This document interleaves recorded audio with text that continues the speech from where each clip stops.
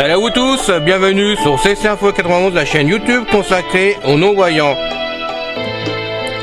Présenté par Alain Leclerc, avec Pascal Cusson. Musique de notre ami José Licenciato, qui nous l'offre gratuitement la musique, merci à lui. Soyez tous et bienvenus sur la chaîne.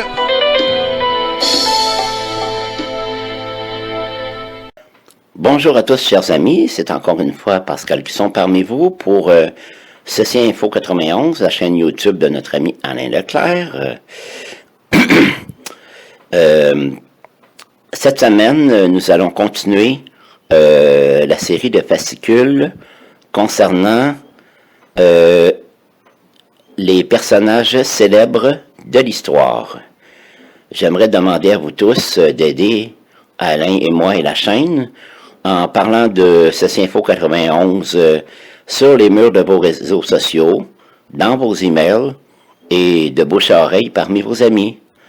Cela augmentera le nombre de visites sur les podcasts et aussi peut-être même les abonnés à la chaîne. Je remercie tous les gens qui sont fidèles aujourd'hui et tous ceux qui nous ont suivis au cours de notre aventure depuis déjà plusieurs années. Merci. Bonne écoute. Personnages célèbres de l'histoire. 5 espionnes célèbres de la Seconde Guerre mondiale. Lors de la Seconde Guerre mondiale, les victoires ne furent pas uniquement le fait d'hommes.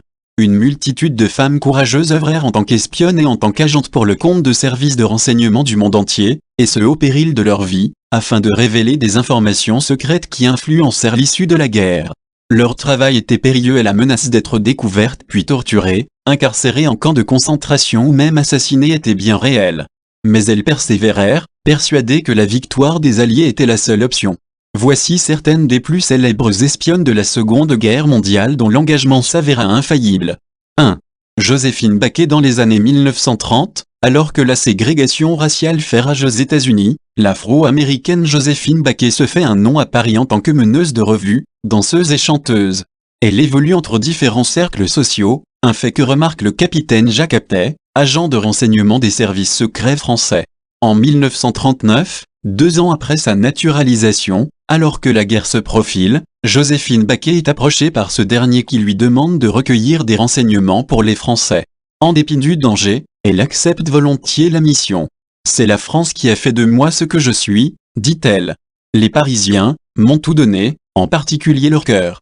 Je suis prête, capitaine, à leur donner aujourd'hui ma vie. » Dès lors, Joséphine Baker assiste à des soirées diplomatiques aux ambassades d'Italie et de France, étant l'oreille pour tenter de repérer des agents de l'Axe ou des traîtres à la France.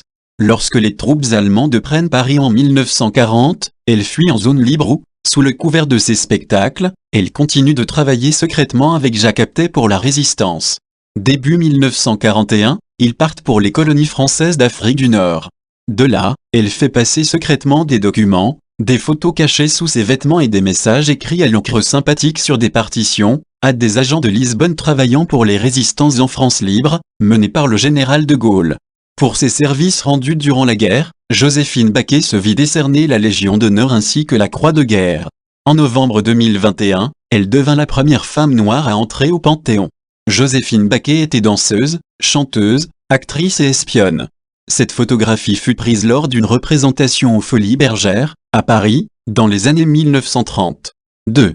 Noor Inayya Khan. Déterminée et calme, descendante d'une illustre famille indienne adepte de la non-violence, Noor Inayya Khan était une musicienne et une autrice d'histoires pour enfants accomplie.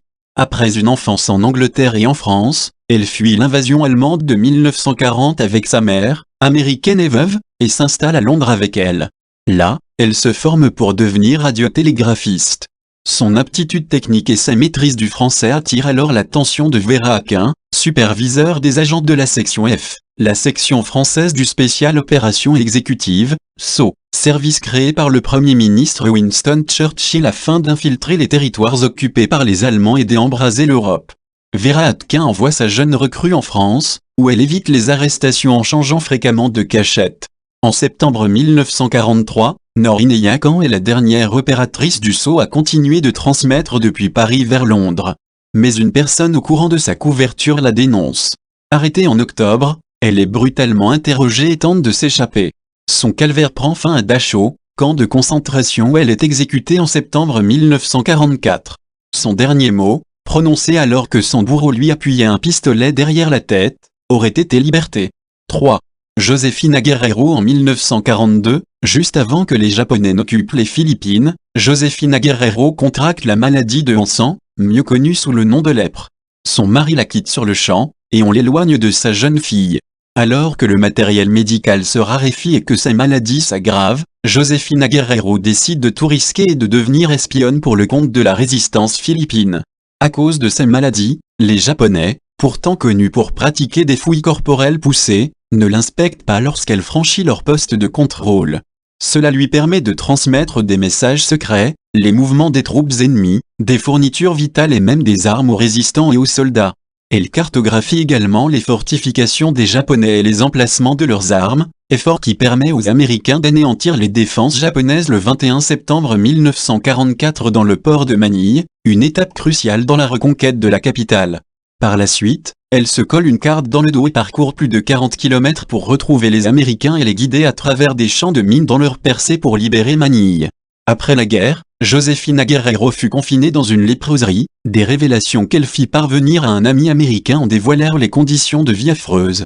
En 1948, grâce à son témoignage, le gouvernement agit pour améliorer les conditions de vie de la léproserie. Josefina Guerrero fut finalement accueillie aux États-Unis pour suivre un nouveau traitement. Elle fut la première étrangère atteinte de la lèpre à se voir octroyer un visa pour entrer aux États-Unis. Son travail contribua grandement à déstigmatiser cette maladie. 4. Agne Meyer Driscoll. Dans les annales de la cryptologie, on trouve peu de mention du nom de l'une des plus grands cryptanalystes du monde. Agne Meyer Driscoll, diplômée de l'Université d'État de l'Ohio, où elle a étudié les mathématiques, la musique, la physique et les langues étrangères, s'enrôle dans la marine américaine en 1918, durant la Première Guerre mondiale, et devient chef de timonerie, plus haut grade possible pour une femme à cette période. Après la guerre, elle poursuit sa collaboration avec la marine et contribue à l'élaboration de codes, de chiffres et de signaux d'exploitation. Alors que la Seconde Guerre mondiale se profile, Agne Meyer Driscoll résout le JN-25, un code de haut niveau utilisé dans les communiqués navals japonais. Bien qu'exploitable en partie seulement au moment de l'offensive japonaise sur Pearl Harbor en décembre 1941, il servit toutefois à prévoir d'autres attaques japonaises comme celle des îles Midway en juin 1942. Surnommée Miss Aggie et Madame X, elle demeura une cryptanalyste de premier plan et restera au service de la marine américaine jusqu'en 1949, avant de rejoindre diverses agences nationales de cryptologie et de prendre sa retraite en 1959. En 2000, Agne Meyer Driscoll fut intronisée au Hall of Honor de la NSA. View Image. Agne Meyer Driscoll a été une cryptanalyste américaine de premier plan, et ce durant les deux guerres mondiales. Elle a co-conçu l'une des machines de chiffrement de la marine américaine, la communication machine, qui fut un des principaux dispositifs de chiffrement de la Navy durant la majeure partie des années 1920. 5. André de Jongh. Surnommée la Factrice, André Dédé de Jongh dirigea le réseau Comet, un réseau secret actif en Belgique et en France sous l'occupation dont la mission était d'évacuer et de mettre en sécurité les soldats et aviateurs alliés tombés en territoire ennemi. Avec son réseau, elle leur fournissait des habits civils et de faux papiers d'identité puis les menait de lieu sûr en lieu sûr avant de leur faire traverser la frontière franco-espagnole dans les Pyrénées. Là, les responsables consulaires britanniques prenaient le relais et les évacuaient par Gibraltar. Le réseau Comet secourut 800 soldats alliés au total, et Dédé de Jongh effectua personnellement des dizaines de voyages à pied. Un pilote britannique qu'elle aida la décrivit comme une jeune fille frêle qui semble avoir 20 ans, très jolie, agréable, gentille, joyeuse et simple. Les nazis finirent par l'arrêter et par l'envoyer dans plusieurs camps de concentration, dont celui de Ravensbrück. Malgré 21 interrogatoires, elle refusa de donner le nom de ses compagnons de résistance ou de trahir aucun de ses camarades, dont son père, qui était lui aussi soupçonné. Ce dernier fut exécuté, mais elle survécut, seulement parce que les nazis sous-estimèrent l'importance de cette jeune femme frêle. View Image. Dédé de Jongh mit sur pied le réseau Comet avec des membres de sa famille afin d'aider les pilotes alliés abattus en Belgique à fuir ce territoire occupé.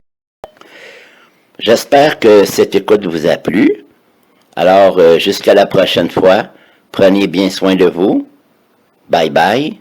Ciao. C'est fini les amis. Merci d'être passé sur la chaîne. Je vous dis à bientôt avec Pascal. Pensez à vous abonner, c'est important pour